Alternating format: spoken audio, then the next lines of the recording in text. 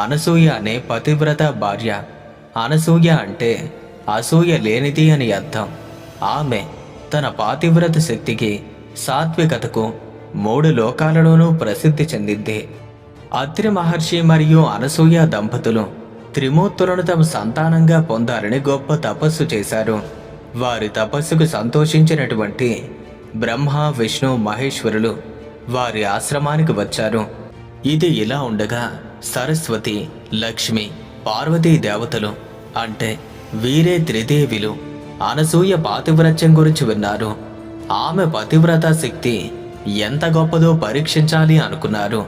ఈ త్రిదేవిలు తమ భర్తలను అనసూయను పరీక్షించమని ప్రేరేపించారు. దానికి అనుగుణంగానే ఒకరోజు బ్రహ్మ, విష్ణు, మహేశ్వరులు సాధువుల వేషంలో అత్రి ఆశ్రమానికి వచ్చారు. ఆ సమయంలో అత్రి మహర్షి స్నానానికి